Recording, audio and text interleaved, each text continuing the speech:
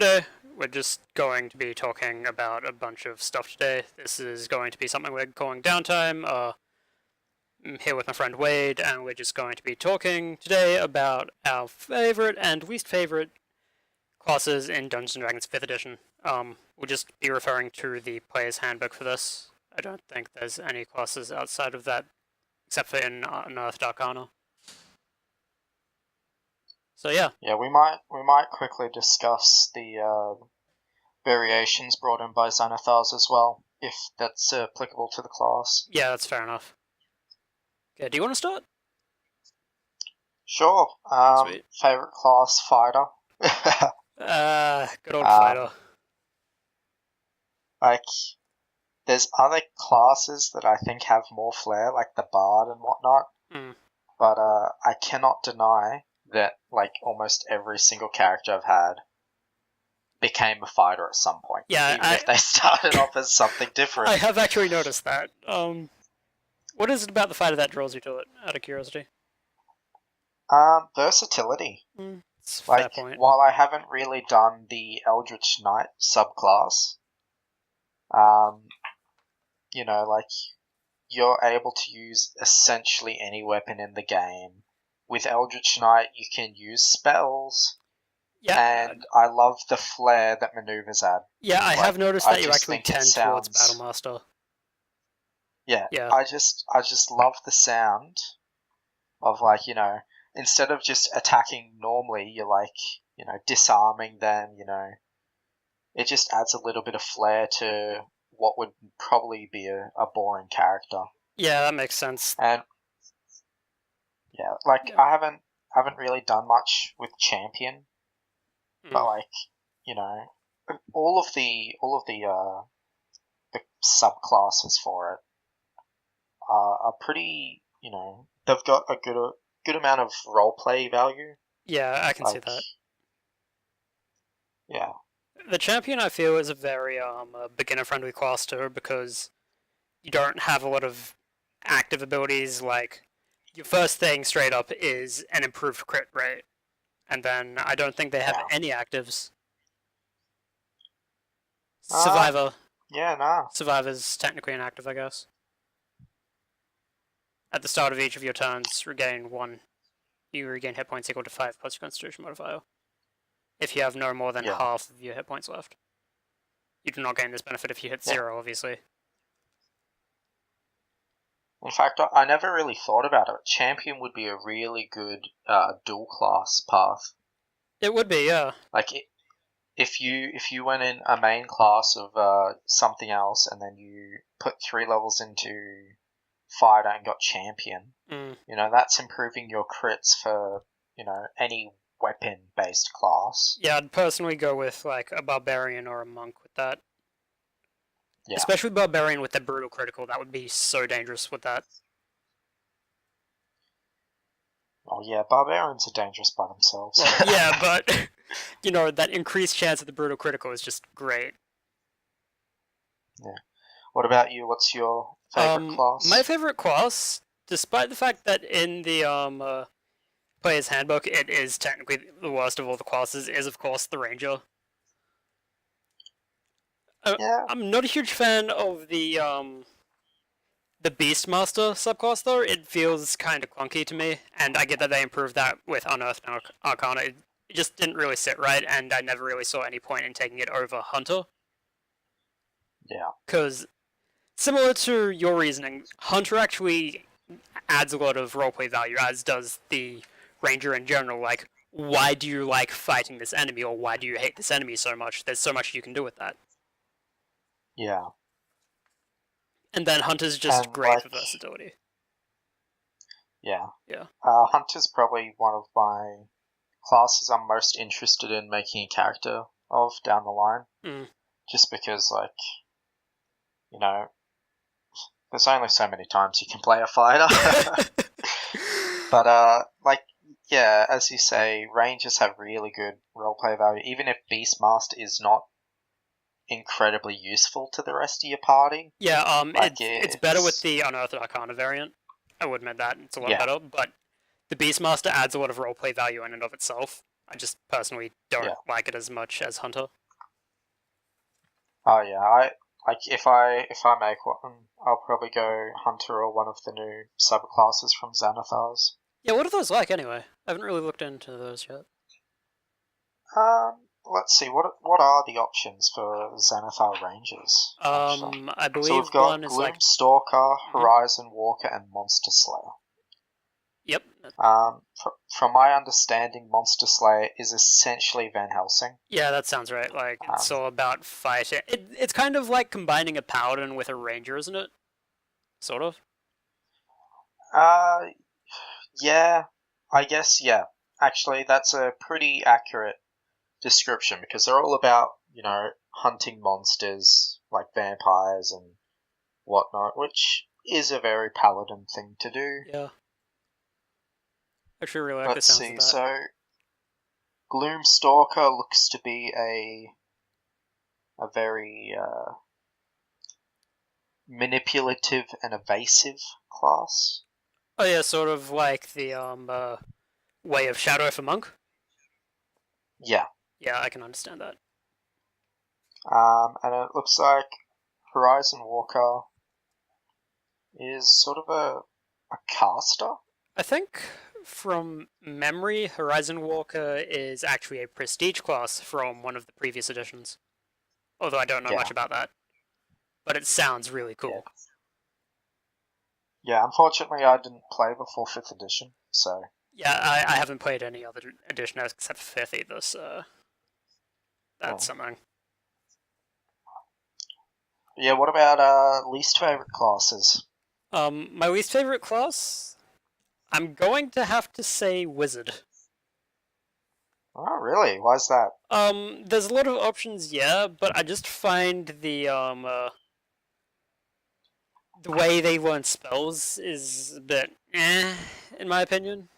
Like, if you were asking me as a dungeon master, I would be so biased and say monks. I hate monks because I can't hit monks.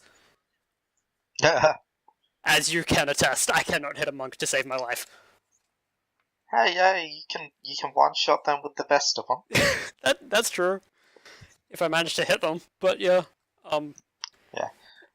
I don't know. I don't mind wizards. The versatility, especially when it comes to spells, is pretty good. But I will admit, wizards have a lot of versatility. It's just some of their skills seem kind of redundant to me. Yeah. Also, like just out of all the classes, wizards probably scare me the most. Yeah, I can understand that. Why though? Like, making a wizard character is overwhelming. Like, there is so much to take into consideration. I think they've got more different, paths they can take than any other class in the game. They do actually, especially with the Xanathars, which adds, like, a few more options as well, doesn't it? Yeah, and then, I never really understood the spellbook. Like, I remember a while back trying to make a wizard, and, like, every other class has a relatively simple way of, like, learning their spells and whatnot. And just and then the spellbook seems overly complicated. Can learn spells from copying spells from other locations. Yeah.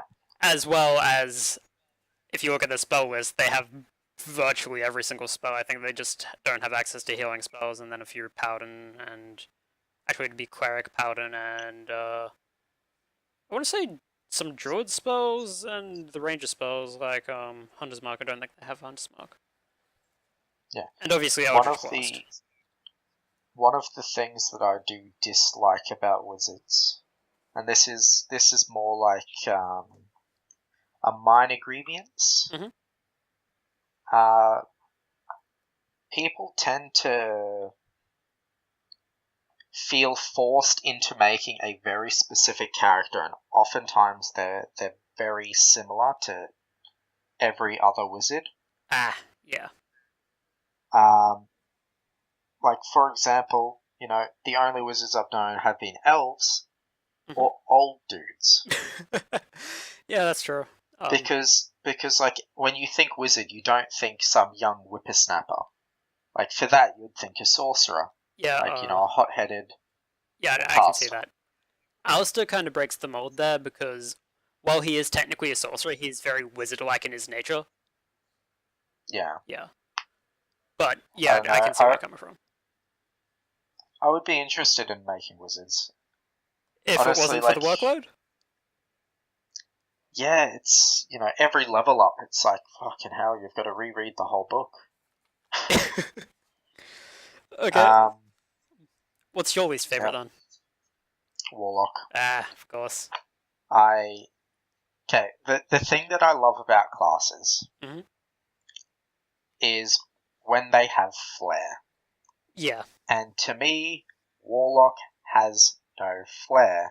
I think part of that might be coming from the fact that the only two Warlocks that you have ever played with have both been Great Old One, Pact of the Chain. Yeah, I guess that's true. With virtually the same spell list as well. Is there any viable build other than Eldritch Blast? The Eldritch Blast is their bread and butter because they don't have as many spell slots as the other casters. Which is why it's so potent. Yeah, that's probably the reason I dislike it, because, the other casters, they can add flair to battle. When I'm with a Warlock, it's just like Eldritch Blast, Eldritch Blast, Eldritch Blast. Yeah, and the most annoying part for me is if you're any other class and you're not trying to optimize your character. So if you're being more roleplay heavy, a Warlock will tend to always outdamage you by just using Eldritch Blast. Because it does pretty good damage early game. Yeah, it's like a D8 and then comes second level, I believe.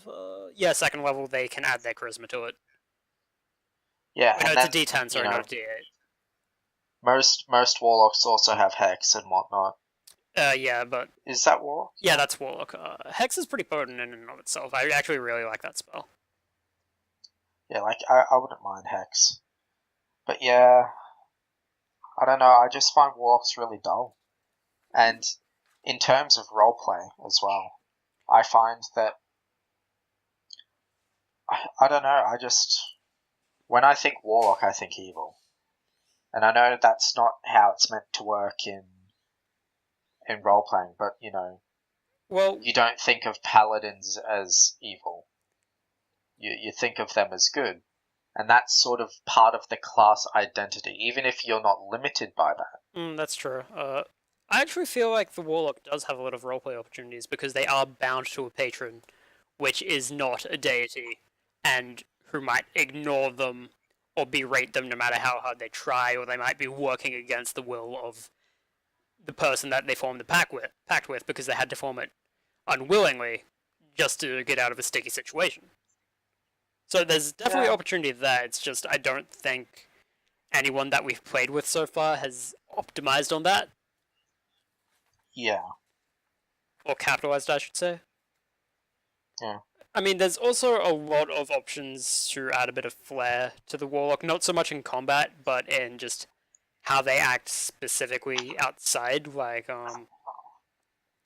Eyes of the Runekeeper, I absolutely dislike because everyone takes that and it's like, great, I can't have something that you need to take to a specific character to translate now. That's fun. Yeah. But then other things like being able to cast Alter Self at will without expending spell slots, and Devil's Sight, which increases how far you can see with Dark Vision. Ill Omen, which allows you to cast Curse. So there are options, it's just I don't really think our group has capitalized on them, so that might be tinting your view a little bit. Yeah. Also, I will admit some of the subclasses added in Xanathars do sound pretty cool for a Warlock. Like the Hexblade? Was that added in Xanathars? Yeah, or was that the Hexblade's the main one. Yeah, I haven't looked into that. What's that like anyway? Let's see. You have made a pact with a mysterious entity from the Shadowfell, a force that manifests in sentient magic weapons carved from the stuff of shadow. The mighty sword Black Razor is the most notable of these weapons, which have spread across the multiverse over the ages. The shadowy force behind these weapons can offer power to warlocks who form pacts with it. Many Hexblade warlocks create weapons that emulate those formed in the Shadowfell. Others forego such arms, content to weave dark magic in that plane into their spellcasting.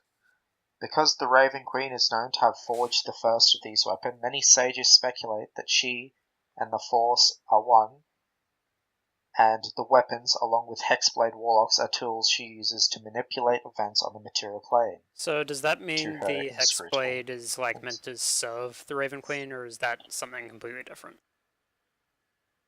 Well, I think that's just a possible story element. Mm. But the thing that interests me about it is, with Hexblade, you start off at level 1. Everyone starts at level 1. No, yeah, I know. But, like, most subclasses... Oh, you mean it gets a bunch of abilities at level 1? Yes, of course. The abilities aren't the most beneficial. That's pretty standard for warlocks, actually, because they have their pact at level 1, and they get, like... Fiend gets Dark One's Blessing, Archfey gets Fae's Presence, and Great Old One gets Awakened Mind, so they're not really unique in that aspect. Fair enough. Yeah. But it's more unique against all the other classes for them to have that at level 1, I feel. I mean, you could compare it to Cleric. And while we're comparing Warlock, I actually find the use of Eldritch Blast very similar to Assassin Rogues, because, let's face it, to an extent, an Assassin Rogue is a one-trick pony in combat. They just try to stack sneak attack constantly. Yeah. Yeah. In general, probably Rogue is one of my... it's down there with the Warlock, because while the roleplay element is alright, I find combat with them quite boring, although, the Xanathar's classes may change that. Well, with making combat boring, you could always play a rogue that's a thief and is therefore not very good in combat, but they're really good at, like, finding traps, figuring out puzzles, getting out of tough situations, all that sort of stuff, but they dislike combat. Yeah. Yeah. Like, one of the main, things that I've thought of, like making a rogue, I was thinking of possibly doing something from Volo's Guide. Maybe being a kobold or a goblin. That could work. Because I think, like, if you're going to go a class that isn't heavy on the combat, why not go a subclass, sub-race, or race, that isn't heavy on the combat. Yeah, like, a kobold rogue would be quite interesting, especially with the thief aspect. Because who knows, they may have used to serve a dragon and they just haven't stopped with their kleptomaniac ways, and they've kind of just become a klepto because of that, and that's why they're now a thief. Yeah. Any other classes you want to note? Not really. I mean, I'm a little biased when I say I like Sorcerer, but I dislike the Draconic Bloodline. It's really the magic, the wild magic that I like. Except the chances of getting the Surge feel way too low for me. Yeah, I agree. Because it's basically their major mechanic, and they virtually never have access to it.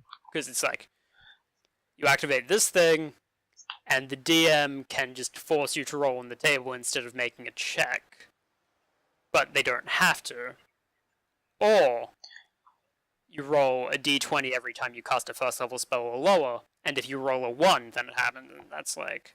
Sure, it's a 5% chance every time you cast a spell, but that's not really going to have that big of an impact. Yeah. Also, with Wild Magic Sorcerers, it is really up to the DM or the player to make sure that, Magic Surge is actually happening. Because it is pretty easy to forget. Yeah. Unless you're really onto it. Like, you've seen me with Owl, sometimes I'll forget, and then the next round I'll just like, I'm gonna quickly roll for my Magic Surge that should have happened. Yeah. Yeah. But, if I played more as Al, then I might get used to it and start remembering. But at the same time, you get Like, people that constantly forget to cast things like Hunter's Mark and Hex, so that's not a big deal. yeah, I do like the randomness of the Magic Surge, though. Yeah, you're really into things that have an element of random to it, so I can respect that.